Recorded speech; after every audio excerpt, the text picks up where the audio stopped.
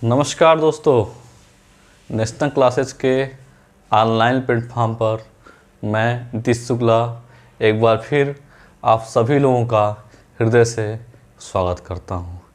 कैसे हैं आप सभी लोग?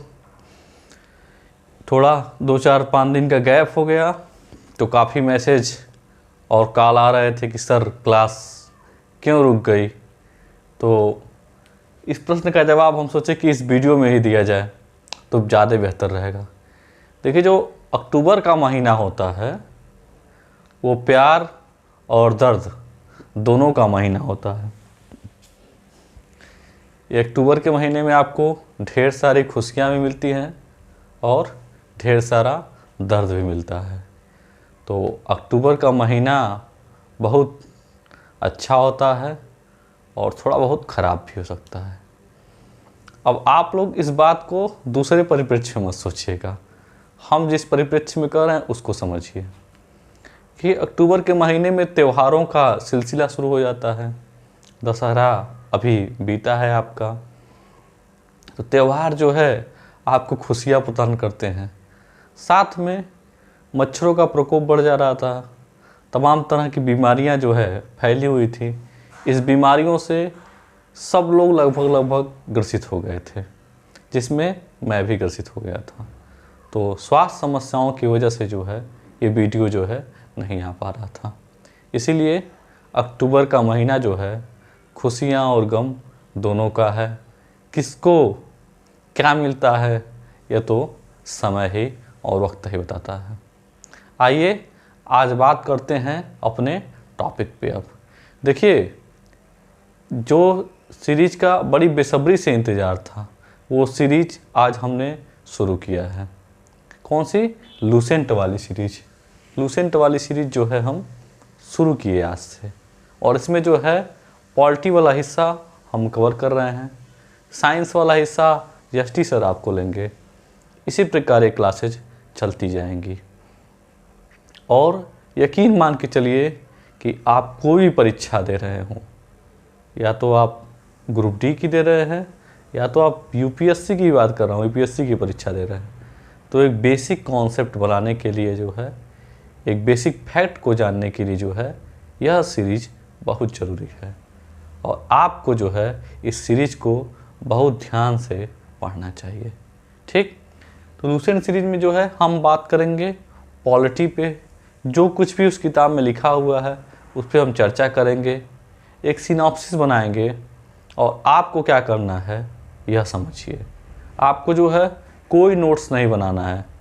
एक लाइन में सुनिए कि कोई नोट्स नहीं बनाना है।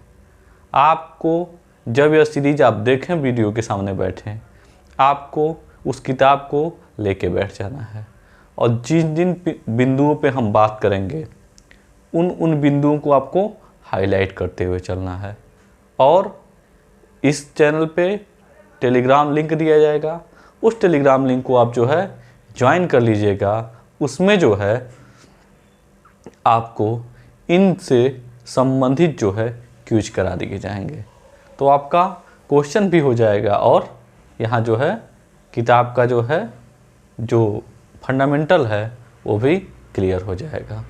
तो आपको जो है अब मेहनत करना है। और यह सीरीज़ शुरू हो गई है और यह सीरीज अब शुरू ही रहेगी जब तक ख़त्म ना हो जाए। अब आपके ऊपर है कि इस सीरीज़ को कहाँ तक पहुँचाते हैं, कितने लोगों से सब्सक्राइब करवाते हैं, कितने लोगों से जो है कमेंट करवाते हैं, यह आपकी जिम्मेदारी है। आपको अगर कुछ पूछना है तो कमेंट बॉक्स में इस सीरीज़ के लास्ट में इस वीडियो के कमेंट करिएगा और उसका आंसर आपको जल्द से जल्द जो है देने की कोशिश किया जाएगा। तो आइए हम बात करते हैं पॉलिटी पे। किस पे बात करते हैं हम? पॉलिटी पे बात करते हैं। पॉलिटी को जो है राज व्यवस्था कहा जाता है हिंदी में। हिंदी में इसको राज व्यवस्था कहा जाता है। हिंदी में इसको राज व्यवस्था कहा जाता है। और आपकी जो बुक है, या लूसेंट बुक है, इसमें यह संविधान के नाम से है। इसमें है संविधान के नाम से है। ठीक, तो संविधान या राज व्यवस्था हम कवर करेंगे। तो संविधान क्या है और राज्य व्यवस्था क्या है, इस पे जो है एक सेपरेट वीडियो बना के हम चर्चा कर देंगे। इन दोनों में अंतर क्या है या दोनों एक ही है। एक तरह से आप मोटा मोटी आइडिया ले लीजिए कि जो संविधान है इसी का जो है अगर इम्प्लीमेंट कर देंगे तो वह राज्य व्यवस्था हो जाएगा। मतलब संविधान एक सिद्धांत है और राज्य व्यवस्था उसका क्रियान्वित पार्ट है। ठीक, इस पे हम चर्चा करेंगे। हालांकि ये बातें आपके इस किताब में नहीं दिया है तो हम यहाँ पे चर्चा करना उचित नहीं समझे। जो आपका किताब है उसी पे हम चलेंगे, उसके अलावा जो है इधर उधर नहीं भटकेंगे। चीज़ें बहुत कुछ हैं बताने के लिए, लेकिन आप बेसिक जान जाइए। और एक बात और जान लीजिए, जिसको संविधान राज्य व्यवस्था का ABCD नहीं आता होगा, अगर यह क्लास पूरा मनोयोग से वो कर लिया और फॉलो कर लिया तो वह जब परीक्षा देने जाएगा तो उसमें उसका आत्मविश्वास इतना बड़ा होगा कि 10 क्वेश्चन आएंगे तो 10 में 10 करने की वो क्षमता रखेगा। आइए बात करते हैं। इसमें जो है पहली बात दिया गया है भारत का संवैधानिक इतिहास की चर्चा हुआ है।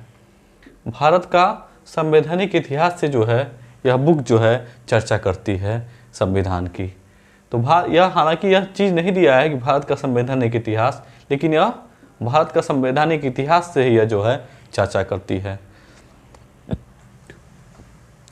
प्लासी के युद्ध 1757 ईस्वी और बक्सर के युद्ध 1764 ईस्वी इम्पॉर्टेंट है, याद कर लीजिएगा। आपकी परीक्षा में आ भी आ सकता है कि प्लासी का युद्ध कब हुआ था और बक्सर का युद्ध किया हुआ था। तो थोड़ा सा बैकग्राउंड में हम जाएं। प्लासी के युद्ध और बक्सर के युद्ध के में अंग्रेज़ों ने जो है सफलता प्राप्त किया। हालांकि वो डिबेट वाली बात है कि प्लासी का युद्ध नहीं षड्यंत्र रहा। IAS मेंस में पूछा हुआ क्वेश्चन है कि प्लासी का युद्ध नहीं षड्यंत्र था। अपने लोगों की गद्दारी की वजह से जो है वह युद्ध हार गए थे। लेकिन जीत तो जीत होती है, चाहे जैसे हो। अंग्रेज़ों ने प्लासी के युद्ध को षड्यंत्रपूर्वक ही जीता, लेकिन बक्सर के युद्ध को जीत के उन्होंने यह साबित कर दिया कि यह युद्ध जो है हम जो है अब काबिल हो चुके हैं और धीरे धीरे जो है पूरे देश पे राज करेंगे। वहीं से यह पृष्ठभूमि उठती है और वहीं से जो है राजनीतिकरण की बातें शुरू होती हैं और उसी को क्रियान्वयन करने के लिए यह तमाम तरह का एक्ट लेके आते हैं। तो 1773 का जो है रेगुलेटिंग एक्ट से शुरू करेंगे और हम 1947 के स्वतंत्रता दिवस के एक्ट को जो है हम पूरा पढ़ेंगे एक बार में। ठीक, धीरे धीरे करके हम पार्ट वाइज में करके इनको पढ़ेंगे और जैसे जैसे किताबें लिखी हैं वैसे वैसे हम इसका व्याख्या करते जाएंगे। तो आइए, पहला एक्ट क्या है? 1773 ईस्वी का रेगुलेटिंग एक्ट। कौन सा एक्ट है? रेगुलेटिंग एक्ट है। देखिए, रेगुलेट करना मतलब विनियमित करना, नाम से ही क्लियर है कि किसी चीज़ को जो है विनियमित करना। क्या होता था कि अंग्रेज जो है ईस्ट इंडिया कंपनी के कर्मचारी जो है जब इंग्लैंड जाते थे तो अधिक धनी होके जाते थे, काफ़ी धनवान होके जाते थे और कंपनी की हालत जो है खस्ता होती जा रही थी। तो इसी क्रम में जो है रेगुलेट करने के लिए जो है यह 1773 का रेगुलेटिंग एक्ट लाया गया। इस एक्ट का इम्पोर्टेंस क्या है, महत्व क्या है, पहले हम समझते हैं। देखिए, दिया है भारत में ईस्ट इंडिया कंपनी, जहाँ पे EIC आएगा आप समझ जाइएगा ईस्ट इंडिया कंपनी की हम बात कर रहे हैं। तो भारत में ईस्ट इंडिया कंपनी के कार्यों को नियमित और नियंत्रित करने की दिशा में ब्रिटिश सरकार द्वारा उठाया गया यह पहला कदम है। देखिए, जो भारत में ईस्ट इंडिया कंपनी शासन कर रही थी, उस शासन को जो है नियमित करने के लिए और नियंत्रित करने के लिए ब्रिटिश सरकार का द्वारा उठाया गया यह पहला कदम था भारत में। तो आपसे पूछा जाएगा सकता है क्वेश्चन कि ब्रिटिश सरकार के द्वारा उठाया गया पहला कदम जो है ईस्ट इंडिया कंपनी के संदर्भ में किस एक्ट में दिया गया है? तो आपको आंसर लगाना है 1773 ईस्वी रेगुलेटिंग एक्ट। आपको सब कुछ जो है याद करके जाना है यहाँ। ठीक, दूसरा इस महत्व में क्या है? पहली बार कंपनी के प्रशासनिक और राजनीतिक कार्यों की मान्यता दी गई। यह तो समझने योग्य है कि अगर वहाँ पे आ गया, संसद जो हस्तक्षेप कर दी, ब्रिटिश सरकार हस्तक्षेप कर दी, तो राजनीतिक और किसके प्रशासनिक कार्य को अपने आप मान्यता मिल जाएगा और यहीं से जो है केंद्रीय प्रशासन की नींव रखी गई। ठीक, तो पूछेगा भारत में केंद्रीय प्रशासन की नींव किस एक्ट के द्वारा, तो 1773 के रेगुलेटिंग एक्ट के द्वारा। ठीक, आइए अब इसकी विशेषताएं पढ़ते हैं। देखिए काफ़ी क्वेश्चन पूछे जाते हैं इन एक्टों के माध्यम से, लोग इसको छोड़ के चले जाते हैं, बिना पढ़ाए चले जाते हैं, कह लेते हैं देख लें, लेकिन जो है मूलभूत चीज़ें थोड़ा फैक्ट है, इसकी जानकारी आपको करनी होगी और हम भी जानकारी देंगे आपको। ठीक, विशेषताएं देखिए, पहला क्या है, बंगाल के गवर्नर को बंगाल का गवर्नर जनरल पद दे दिया गया। मतलब अब बंगाल का गवर्नर जो है वह बंगाल के गवर्नर जनरल के नाम से जाना जाएगा। पहली विशेषता इसका है कि जो बंगाल का गवर्नर था वह अब जो है बंगाल का गवर्नर जनरल माना जाएगा। प्रथम गवर्नर जनरल कौन था, वारेन हेस्टिंग। पूछा जाएगा आपको बंगाल का प्रथम गवर्नर जनरल कौन सा है, वारेन हेस्टिंग्स बताना है आपको। अब इसके पीछे की कहानी थोड़ी जान लीजिए, बंगाल गवर्नर को बंगाल का गवर्नर जनरल बना दिएगा, इसके पीछे कॉन्सेप्ट क्या है। देखिए 3 प्रेसिडेंसी काम कर रही थी, बंगाल और बम्बई और मद्रास। तो अब बंगाल का जो गवर्नर जनरल होगा वो तीनों प्रेसिडेंसी का जो है हेड हो जाएगा, इसीलिए बंगाल के गवर्नर को अब बंगाल का गवर्नर जनरल नाम दिया गया। इसके अंदर जो है मद्रास और बम्बई की भी जो है प्रेसिडेंसी काम करने लगेगी। ठीक, समझ गए। दूसरा देखिए, कलकत्ता में एक उच्चतम न्यायालय की स्थापना की गई 1774 ईस्वी में। इसी एक्ट के द्वारा खूब पूछा जाता है परीक्षाओं में, नीचे से लेके ऊपर तक की परीक्षाओं में पूछा जाता है कि कलकत्ता में उच्चतम न्यायालय की स्थापना किस एक्ट के द्वारा की गई है। तो एक्ट अगर पूछा जाएगा तो 1773 का रेगुलेटिंग एक्ट, और किस वर्ष में किया गया पूछा जाएगा तो 1774 लगाना है। ठीक, याद कर लीजिए, कलकत्ता में उच्चतम न्यायालय की स्थापना की गई किस एक्ट के द्वारा, तो आपको आंसर लगाना 1773 रेगुलेटिंग एक्ट के द्वारा। किस वर्ष की गई, 1774 में। कौन इसका जो है मुख्य न्यायाधीश था, तो आइए देखिए, sir Elijah Impey. Sir Elijah Impey इसके मुख्य न्यायाधीश थे, इनके साथ 3 और न्यायाधीश थे, उनके नाम को जो है आप देख लीजिएगा। ठीक, यहाँ पे जो है इंपॉर्टेंट यही है सर एलिजा इम्पे, इसमें भी इम्पे याद कर लीजिए तो आपका काम बन जाएगा। ठीक, 1773 रेगुलेटिंग एक्ट का अब तक जो है 2 विशेषताएं हमने पढ़े। पहला, बंगाल के गवर्नर जनरल को बंगाल के गवर्नर को बंगाल का गवर्नर जनरल बना दिया गया।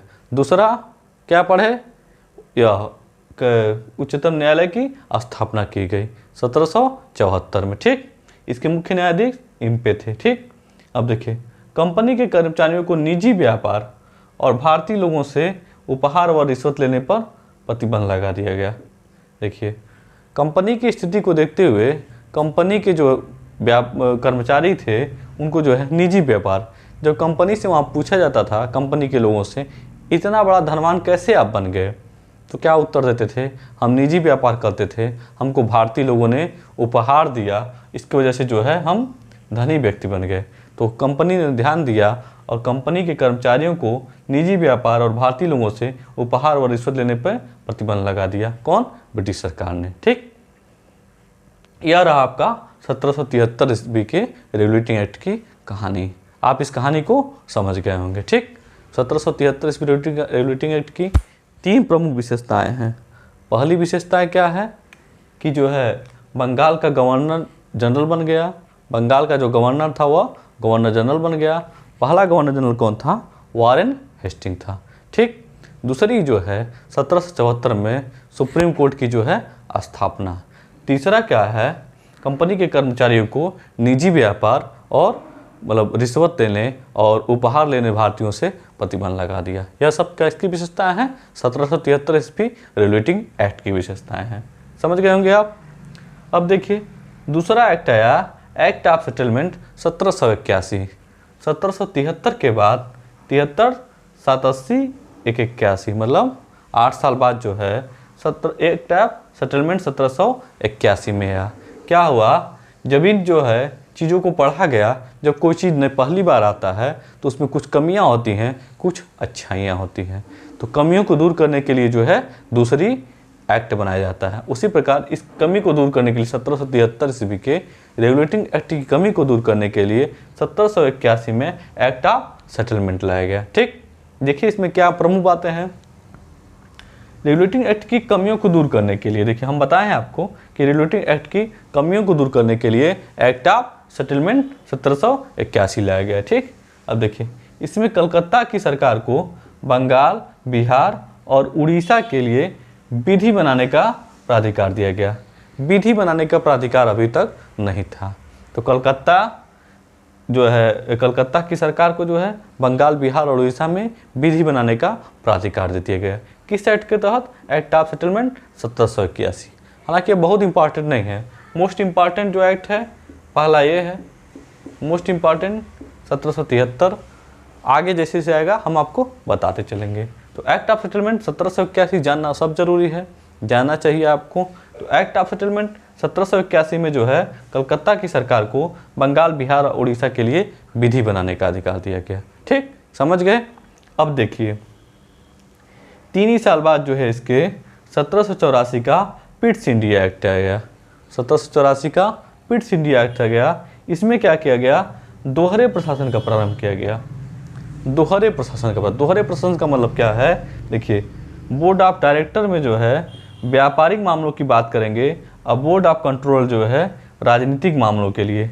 देखिए क्या होता है कि जब किसी चीज़ का विस्तार होता है तो उसमें जो है अलग अलग चीज़ डिपार्टमेंट के लिए अलग अलग लोगों को कंट्रोल में लिया जाता है। जैसे मान लीजिए भारत के जो है मोदी जी हैं, प्रधानमंत्री हैं, अकेले ही सारा काम तो नहीं कर सकते हैं, उसके लिए उन्होंने अलग अलग विभाग को बांटा हुआ है। शिक्षा मंत्री अलग हैं, विदेश मंत्री अलग हैं, गृह मंत्री अलग हैं। उसी प्रकार जो है दोहरे प्रशासन का यहाँ प्रारंभ किया गया 1784 ईस्वी का पिट्स इंडिया एक्ट के द्वारा। तो इसमें क्या हुआ? व्यापारिक मामलों के लिए जो है बोर्ड ऑफ डायरेक्टर की नियुक्ति की गई और जो है राजनीतिक मामलों के लिए बोर्ड ऑफ कंट्रोल की नियुक्ति की गई। ठीक, तो दोहरे प्रशासन की जो है प्रारंभ यहाँ से माना जाता है। कौन से एक्ट के द्वारा? 1784 ईस्वी के पिट्स इंडिया एक्ट के द्वारा। ठीक, आइए हम अगला एक्ट देखते हैं। ध्यान से पढ़ते रहिए, सब सही हो जाएगा। फिर आते हैं 1793 का जो है चार्टर अधिनियम आता है। कौन सा अधिनियम आता है? चार्टर अधिनियम आता है। 1793 ईस्वी का चार्टर अधिनियम आता है। इस अधिनियम में क्या है? नियंत्रण बोर्ड के सदस्यों और कर्मचारियों के वेतन आदि को भारतीय राजस्व में से देने की व्यवस्था की गई। अब देखिए धीरे धीरे जो है कंपनी विस्तार कर रही है और भारत पे जो है ब्रिटिश सरकार का जो है अपना जो है नियंत्रण बढ़ता जा रहा है। अब क्या हो जा रहा है? जो नियंत्रण बोर्ड के सदस्य होंगे और कर्मचारी होंगे उनके वेतन को भारतीय राजस्व से देने की व्यवस्था की गई। ब्रिटेन के राजस्व से अब नहीं दिया जाएगा, अब किसे दिया जाएगा? भारतीय राजस्व से देने की व्यवस्था की गई है। कौन सा अधिनियम में? 1793 ईस्वी का चार्टर अधिनियम। याद रखिएगा, यह इंपॉर्टेंट है। वेतन आदि को भारतीय राजस्व से देने की व्यवस्था की गई। ठीक, फिर आइए अगला देखिए 1813 का चार्टर अधिनियम। देखिए यहाँ इसको लगा लीजिए, मोस्ट इम्पॉर्टेंट, बहुत महत्वपूर्ण अधिनियम है। कौन सा? 1813 ईस्वी का चार्टर अधिनियम है। ठीक, इसमें क्या हुआ? कंपनी के अधिकार पत्र में 20 वर्ष की वृद्धि हो गई। मतलब जो कंपनी ईस्ट इंडिया कंपनी थी इसके अधिकार पत्र में 20 वर्ष की वृद्धि हो गई। तो ईस्ट इंडिया कंपनी की जो है स्थापना के बाद जब भारत आई तो वह कंपनी का जो है एकाधिकार था। उस कंपनी को जो है भेजा गया था कि आपका एकाधिकार भारत में बना रहेगा। 1813 ईस्वी में उस कंपनी का जो है एकाधिकार समाप्त हो रहा था, तो उसमें जो है 20 वर्ष की वृद्धि की गई, लेकिन कुछ किंतु परंतु के साथ की गई। आइए हम देखते हैं। देखिए कंपनी को भारत के साथ व्यापार करने का एकाधिकार का दर्जा समाप्त कर दिया गया। अब देखिए 20 वर्ष की वृद्धि की गई, लेकिन भारत के साथ व्यापार करने का एकाधिकार का दर्जा समाप्त किया गया। एकाधिकार का दर्जा समाप्त करने का मतलब है कि अब ब्रिटिश से जो है कोई भी आदमी आके भारत में व्यापार कर सकता था। इसके पहले जो है इस पर रोक लगी हुई थी, लेकिन चाय और चीन के व्यापार पर एकाधिकार बरकरार रहा। चाय का व्यापार और चीन के साथ व्यापार पर एकाधिकार जो है बरकरार रहा। देखिए भारत में 20 वर्ष की वृद्धि हुई, एकाधिकार का दर्जा समाप्त हुआ, लेकिन दो चीज़ों पे, चाय और चीन के, मतलब चाय का व्यापार जो इंडोनेशिया और इंडोनेशिया से होता था, चाय का व्यापार और चीन के साथ व्यापार, जो चीन के साथ चाइना के साथ जो व्यापार करती थी कंपनी, उस पर जो है एकाधिकार बरकरार रहेगा। वहाँ जो है कोई इसके मामले में हस्तक्षेप नहीं करेगा। ठीक, तो इस अधिनियम में क्या हुआ 1813 में कंपनी के अधिकार पत्र में 20 वर्ष की वृद्धि हुई। कंपनी को भारत से व्यापार करने का एक अधिकार का दर्जा समाप्त हुआ। चाय और चीन के व्यापार पर एकाधिकार बरकरार रहा। ठीक, अब देखिए कुछ सीमाओं के साथ ब्रिटिश नागरिकों के लिए भारत के साथ व्यापार करने का अधिकार हुआ। कुछ सीमा मतलब न वो चाय का व्यापार कर पाते हैं न वो चाइना के साथ व्यापार कर पाएंगे। इन सीमाओं के साथ जो है ब्रिटिश नागरिक जो है भारत के साथ व्यापार कर पाएंगे। ठीक, अगला समझिए, ईसाई पादरियों को भारत आने की सुविधा दी गई। अब देखिए जब ब्रिटेन हावी होता है कंपनी के ऊपर तो यहाँ 1813 के एक्ट के द्वारा कहता है कि अब ईसाई पादरियों को भारत आने की सुविधा दी जाएगी। इसके पीछे कारण क्या है, वही धर्म को जो है आपके कल्चर को जो है बदलने की कोशिश किया जाएगा। यहाँ पे पादरी आएंगे और बताएंगे जो है कि ईसाई धर्म श्रेष्ठ है, हिंदू धर्म जो है हीन है एकदम से। तो ईसाइयों को इसीलिए भेजा गया कि भारत में जो है ईसाई धर्म का जो है प्रचार हो सके और उसकी वृद्धि हो सके। साइलेंट रूप में जो है इसको धर्म का प्रचार करने का एक आइडिया दिया गया। ठीक, ईसाई पादरियों को भारत में। ठीक, तो पूछा जाएगा आपसे क्वेश्चन, ईसाई पादरियों को भारत आने की सुविधा, तो आपको देना है 1813 ईस्वी का चार्टर अधिनियम। ठीक, चाय और चीन के साथ व्यापार पर एक अधिकार, तो आपको बनना है 1813 ईस्वी का अधिनियम। ठीक, आइए देखते हैं इसके बाद 20 साल बाद क्या होता है स्थिति। 20 साल बाद 20 साल तक दिया गया, फिर 1833 में जो है फिर चार्टर अधिनियम आता है। इसमें क्या होता है, कंपनी के व्यापारिक अधिकार पूर्णतः समाप्त हो गए। जो कंपनी के व्यापारिक अधिकार थे वह पूर्णतः समाप्त हो गए। अब समझिए यहाँ पर जो है 20 वर्ष की वृद्धि की गई थी और एकाधिकार को समाप्त किया गया था, लेकिन किस पे था, चाय और चीन पर इनका एकाधिकार बरकरार था। लेकिन अब यहाँ पे जब आएंगे तो यहाँ पे देखिए पूर्णतः समाप्त हो गया, मतलब चाय और चीन के व्यापार पर भी जो एकाधिकार इनका था उसको भी जो है समाप्त कर दिया गया। तो 1833 का चार्टर अधिनियम की पहली विशेषता क्या था कि कंपनी के व्यापारिक अधिकार को पूर्णतः समाप्त कर दिया गया। आशा है आप लोग समझ रहे होंगे इस चीज़ को। बंगाल के गवर्नर जनरल को भारत का गवर्नर जनरल बना दिया गया 1773 ईस्वी के रेगुलेटिंग एक्ट के बाद, और 1833 में जो है काफ़ी कुछ परिवर्तित हो गया था। काफ़ी हद तक जो है आंतरिक मामलों में भारत के खूब हस्तक्षेप हुआ और कहीं ना कहीं जो है भारत का स्वामी बनने की दिशा में जो ब्रिटेन जो है अग्रसर हो गया। तो इसी क्रम में जो है जब इतिहास अगर पढ़े होंगे, आप नहीं पढ़े होंगे तो इस प्लेटफॉर्म पे भी पढ़ाया जाएगा इतिहास, तो आपको बताया जाएगा कैसे जो है एक कंपनी जो है व्यापार करने आती है और भारत का स्वामी जो है बन बैठती है। ठीक, तो उसी क्रम में जो है जब विस्तार हो जाता है तो कंपनी के गवर्नर जनरल को अब जो है भारत का गवर्नर जनरल बना दिया जाता है। ठीक, विधिक परामर्श हेतु जो है गवर्नर जनरल की परिषद में विधि सदस्य के रूप में चौथा सदस्य शामिल किया गया। अब जो गवर्नर जनरल की परिषद में जो है अब विधि सदस्य का एक और सदस्य, चौथा सदस्य शामिल किया गया। ठीक, तो विधि सदस्य मतलब लॉ पे जो है राय देने के लिए जो है परामर्श करने के लिए गवर्नर जनरल में एक सदस्य की स्थापना हुई। किस एक्ट के द्वारा, 1833 ईस्वी के चार्टर अधिनियम के द्वारा। दास प्रथा को विधि विरुद्ध घोषित किया गया। यह अच्छा काम हुआ था कि दास प्रथा को जो है विधि विरुद्ध घोषित कर दिया गया, मतलब लीगल हटा दिया, इलीगल घोषित हो गया। ठीक, 1843 ईस्वी में इसका उन्मूलन कर दिया जाता है। ये काम जो है इस एक्ट के द्वारा बड़ा अच्छा हुआ था कि दास प्रथा को विधि विरुद्ध घोषित किया गया और 1843 ईस्वी में इसका उन्मूलन कर दिया गया था। ठीक, अब आइए पांचवा देखते हैं विशेषता, अधिनियम की धारा 87। कभी कभी पूछ दिया जाता है किस धारा के द्वारा, तो अधिनियम की धारा 87 के अंतर्गत कंपनी के अधीन पद धारण करने के लिए किसी व्यक्ति को धर्म, जन्म स्थान, मूल वंश के आधार पर अयोग्य नहीं ठहराया जाएगा। देखिए यह संविधान में भी आपके है कि धर्म, मूल, जात, वंश के आधार पर जो है किसी के साथ विभेद नहीं किया जाएगा। वही बात धारा 87 बता रही है इस अधिनियम की, कंपनी के अधीन जो पद धारण करेगा उसके लिए जो है मूल, धर्म, जात के आधार पर जो है कोई विभेद नहीं किया जाएगा। पूछा जाता है क्वेश्चन और आपको बताना है 1833 का चार्टर अधिनियम में इसका उल्लेख है। ठीक, अगला देखिए, विधि आयोग की नियुक्ति की व्यवस्था की गई। जब विधि सदस्य आ गया तो विधि आयोग की नियुक्ति होगी ही। अब पहला विधि आयोग जो है किसके अध्यक्षता में हुआ, तो लॉर्ड मैकाले की अध्यक्षता में। लॉर्ड मैकाले की अध्यक्षता में प्रथम विधि आयोग का गठन होता है। किसके अध्यक्षता में, लॉर्ड मैकाले की अध्यक्षता में प्रथम विधि आयोग का गठन होता है। आइए 1833 को फिर से देखते हैं। एकाधिकार का दर्जा पूर्णतः समाप्त, बंगाल गवर्नर जनरल भारत का गवर्नर जनरल बन गया। विधि सदस्य की जो है गवर्नर जनरल परिषद में एक शामिल होता है, एंट्री करता है। दास प्रथा को विधि विरुद्ध घोषित होता है। धारा 87 के अंतर्गत जो है धर्म, जन्म स्थान, मूल वंश के आधार पर अयोग्य नहीं ठहराया जाएगा। विधि आयोग की नियुक्ति की व्यवस्था होती है। लॉर्ड मैकाले की अध्यक्षता में प्रथम विधि आयोग का गठन होता है। तो 1833 तक जो है हम यह यात्रा पूरा कर चुके हैं। इसके बाद हम 1833 के बाद जो है अगली यात्रा पे चलेंगे और हम 1947 इंडिपेंडेंस जो है भारत का एक्ट के तहत जो है हम वहाँ तक पहुँचेंगे, फिर आगे बढ़ेंगे। टोटल जो है ये जो भी लिया गया है आपके इन लुसेंट किताब से लिया गया है और जो उसमें दिया गया है उसी की यहाँ पे हम व्याख्या करते हैं। ठीक, आपको क्या करना है कि बुक लेके हाईलाइट करते हुए चलना है। आइए एक बार हम रिवीजन कर लेते हैं और जान लेते हैं कितना हमको याद है।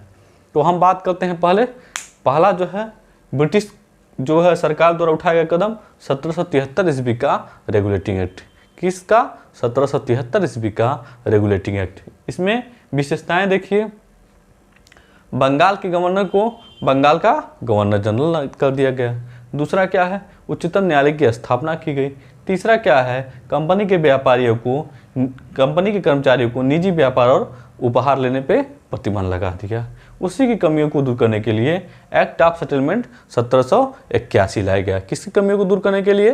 1773 ईस्वी का रेगुलेटिंग एक्ट की कमियों को दूर करने के लिए 1781 में एक्ट ऑफ सेटलमेंट लाया गया। इसमें क्या किया गया कि कलकत्ता की सरकार को बंगाल, बिहार और उड़ीसा के लिए विधि बनाने का भी अधिकार दे दिया गया, जो इसमें नहीं था। ठीक, अब इसमें दे दिया गया।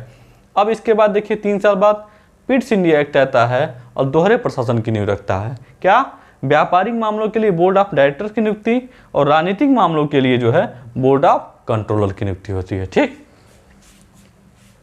अब आइए चार्टर अधिनियम 1793 को देखा जाए तो इसमें क्या होता है? नियंत्रण बोर्ड के सदस्यों और कर्मचारियों को जो भी वेतन दिया जाएगा वो भारतीय राजस्व देने की व्यवस्था की जाएगी।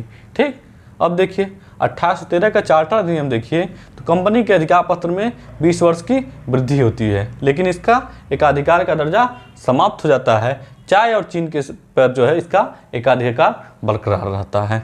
ठीक, सभी ब्रिटिश नागरिकों के लिए कुछ सीमा मतलब चाय और चीन को छोड़ के जो है भारत के साथ व्यापार करने का अधिकार मिल जाता है। ईसाई पादरियों को जो है भारत आने की सुविधा मिल जाती है। किसके लिए? धर्म का प्रचार जो है यहीं से शुरुआत हो जाता है। 1833 ईस्वी का चार्टर अधिनियम देखिए, कंपनी के व्यापारिक अधिकार को जो है पूर्णतः समाप्त कर दिया गया। यहाँ चाय और चीन था और यहाँ पे जो है पूर्णतः शब्द जो है देखा लगा दिया गया, मतलब एकदम से समाप्त कर दिया गया है। बंगाल के गवर्नर जनरल को भारत का गवर्नर जनरल बना दिया गया। विधिक परामर्श हेतु गवर्नर जनरल की परिषद में विधि सदस्य के रूप में चौथा सदस्य शामिल किया गया। ठीक, दास प्रथा को विधि विरुद्ध घोषित कर दिया गया। विधि के विरुद्ध घोषित कर दिया। किसको? दास प्रथा को।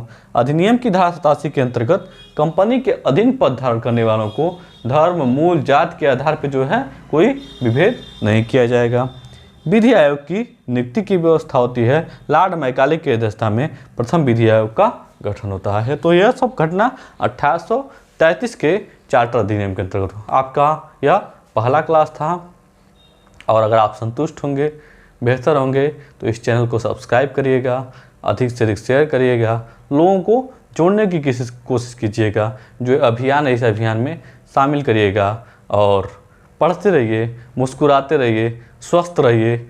इसका क्लास जो है अल्टरनेट करके मिलेगा। एक बात ध्यान दीजिए, अल्टरनेट करके मिलेगा। आज मिला है, फिर परसों इसका क्लास मिलेगा, कल नहीं मिलेगा, परसों आएगा, फिर उसके बाद अगले दिन गैप करके फिर आएगा। इस तरह अल्टरनेट क्लास चलेगा। आपको धीरे धीरे पढ़ते रहना है और मेहनत करते रहिए, मुस्कुराते रहिए, स्वस्थ रहिए, मस्त रहिए, हंसमुख प्रवृत्ति बनाए रखे रहिए।